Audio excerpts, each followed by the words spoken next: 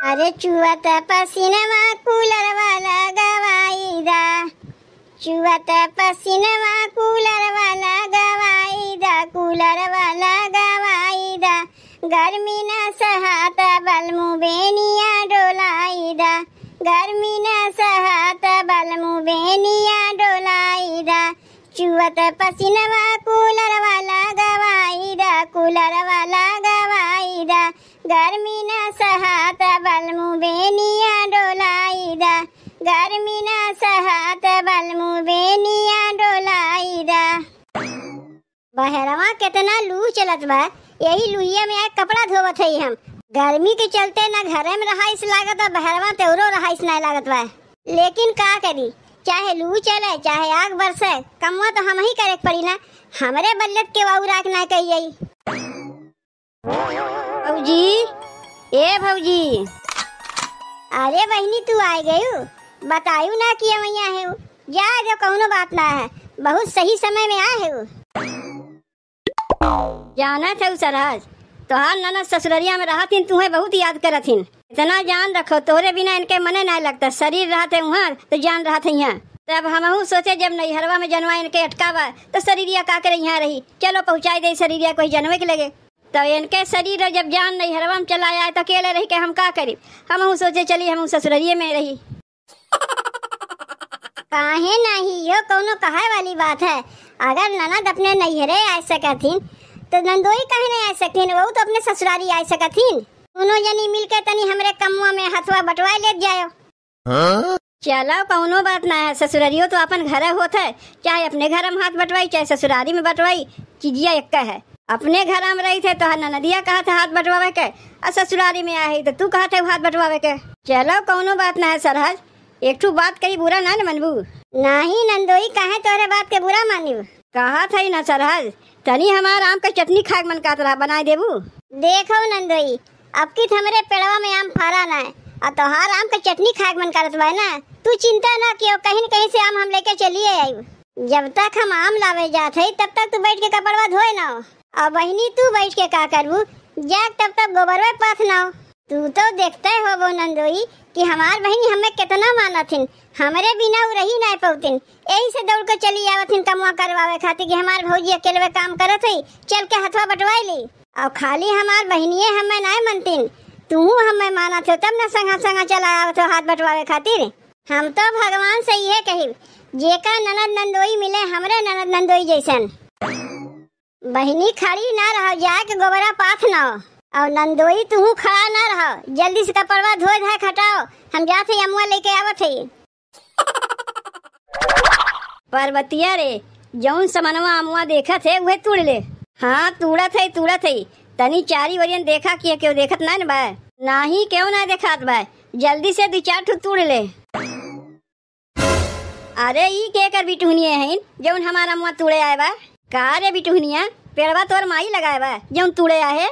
चाची रे, ई तोर पेड़वा है, हमरे दुआरिया पर लागबा तो हमार पेड़वा ना है के कर है। चाची खाली 2 ठी अमुआ ले लेवे दे, हम चली जाए। एक ठू ना लेवे, नीचे उतर, जल्दी चल नीचे उतर। जेका देखो सब हमरा ही पेड़वा में से अमुआ तुरे आवत है। पेड़वा में कितना आम फरा रहा, लेकिन गौवा के लड़कवा लड़की कुला के ढेला मार मार के झोर के लेके चला गए। अब हेमन से एक ठू अमुआ केहू लेवे नहीं दे, यही खटीवे बैठ के अपन अमुआ रखाई, देखी थे के आवत है लेवे। का हो किशोर के माई बाटियो की नहीं?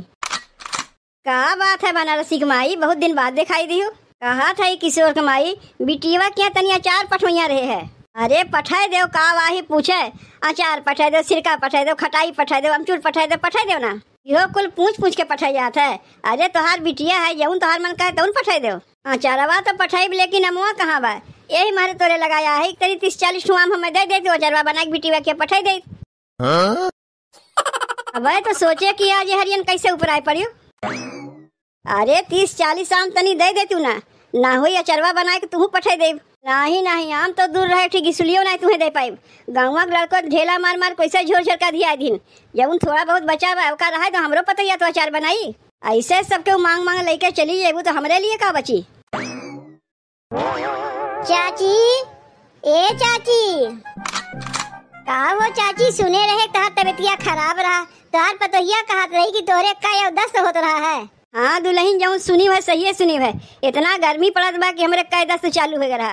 यही मारे चली आए तो तबियतिया पूछे तार तबियतिया कैसन बा। अबहिन तबियतिया ठीक बा दुल्हन। और बताओ कैसे आयु।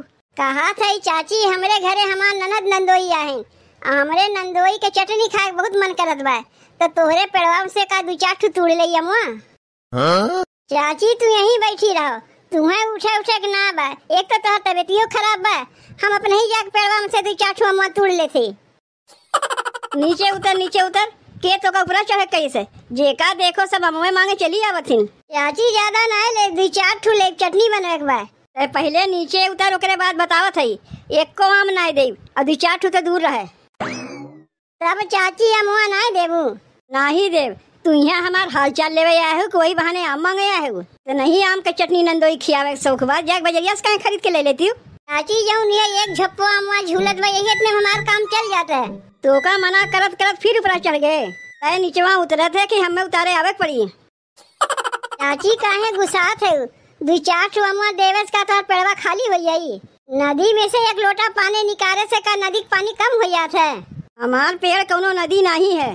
अरे किशोर कुमारी 2-4 ठू अमुआ मांगत बा बेचारी काहे न दे देती। आखिर लड़को झोर ले जाती तुम्हें संतोष रात है और क्या 2-4 ठू मांगत बा तोहरे घट जाई। ओका देख के तोहरे सील लागत बात काहे न तू ही घर से लाग दे देती हूँ। हम तो खुद ही तुमसे मांगे आए ही। हमरे रहा होते ना तो बिना मांगे वो 4 ठू कहत हम 10 ठू दे देते। लेकिन का करी मजबूर है हमरे आम के पेड़ बटवे नहीं किया। अरे अरे अरे तय फिर ऊपर चढ़ गए। चाची तनी 4 ठू आम का मांगे तोहरे इतना मिजाज चढ़ के काठे देवे नहीं करी। बेकार है के तोहर हाल चाल पूछे आए है। 4 ठू अमुआ मांगे नहीं देते ना। हम तो भगवान से ये कहा इतना जोर से आनी बउखा लाओ को अमुआ झड़ जाए और इनके पेड़वा इनके ऊपर बाहर आ जाए। तो हमें शराफत बा। अब तो एक औरो नहीं देव ओका नहीं दी कम से कम हम ही कमुआ दे दो ताकि अपने बिटिया के यहाँ चरवा बना के पठाई दे। 4 ठू अमुआ ओका हम देवे नहीं किए और तुम्हें 30-40 आम देवे जाये चली जाओ यहाँ से। देखो किशोर कुमारी कहीं हमारे मुँह से शराब ना निकल जाए अमुआ के लिए। तू सीधे से यहाँ से जाते हो कि नहीं। ऐसे केहू चेहरा नहीं दिखाई देता है। जब कुछ मांगे के होते तबे सबके चेहरा दिखाई देते है। करे बिटुहनियन तो ने फिर आए गए। ए दुल्हनिया बलायू है अम्मा। कहा थे तनी अमुआ रखवाली की है। हम खेतवा में से झाँक के आवत है। घर में इतना काम पड़ा हुआ है घर के काम छोड़ के चलिए अमुआ रखवाली करे। अरे दुल्हन थोड़ी देर के लिए अमुआ रखाओ ना। हम अब तनिए भर में आवत है नहीं तो कुछ लड़को अमुआ झोर नहीं है। अच्छा ठीक बा जाओ लेकिन तनी जल्दी आयु। ये जीजी कहाँ जाते हो। जात नहीं है लौटी है गए रहे दखनहिया घरे। का करे जीजी ओकरे घर आ गए रही। अरे ललका मत पूछ बड़ी परेशानी में है। हमरे घरे हमार ननद नंदोई आहिन। एक तो हमरे घर में क्यों करवैया ना बा ऊपर से ननद नंदोई आहिन। वही लोग तनी हमार हाथ बटावत हैं काम करे में। तो हमरे नंदोई कहीं तनी से हमें आम की चटनी खियाई देबू तो वह गए रे दखनैया घरे ओकरे 7 से 4 ठू आम मांगे तो हमें डांट के भगाई दीन। कहा थे जीजी 1 ठू आम के लेके दखनैया के साथ तुम्हें डांट के भगा दीन उनके ई मजाल। अब तनी तही बताओ ललका अब हम बिना आम के घरे जाई थे तो हमार ननद नंदोई का कहिए। एक तो इतना कुल कमो कराए नहीं जब तनी से चटनी मांगे तो बिना आम के चलिए चटनियों नहीं बनाई है। कितना हमार बेइज्जती हुई वो तो हम ही जानी थे। दोबारा से कहियो हमार हाथ बटेबे नहीं करिए। जीजी तुम्हें मांगे अबे नहीं करते ऐसे कैसे तुम्हें डांट के भगाई देंगे। चलो हम चलत है। सुनो जैसे बतावत है वैसे करबू। बूढ़ा के हम बतिया में उलझाए रहे पिछवा तो 4 ठू अमुआ तोड़ लेबू। मांगे से तो देवे ना कि न चोरावे का थे। देख लई है ना तो हमार कुल पनौती उतार नहीं है। तै तो जनबे करे थे दखनैया के सास कैसन है। अब बहने बुढ़िया शराब वराब के हम आवत है अतः फिर वही चले कहा थे। चलो ना जीजी अब की हम चलत है ना देखियो कैसे आम मांगा जाता है। तब यही लागे चली। हाँ यही लागे चलो। कहाँ रह गई नम्मा बहन तक आई ना। घर में इतना काम पड़ा बा यहाँ हमें आम रखा बैठा दिए हैं। जीजी कहाँ दखनैया बूढ़ा बैठी है। ई तो दखनैया बैठी बा बेकार है कि न तुझे रात रही। अरे बहने रही ने वही तो हमें डांट के भगाई ने। चलो यही से अमुआ मांग लिया जाए। 4 ठू तू मांग ली 4 ठू हम मांग ली। ए दखनैया का रे दखनैया सुने है तेरे सास के बहुत तबीयत खराब रहा।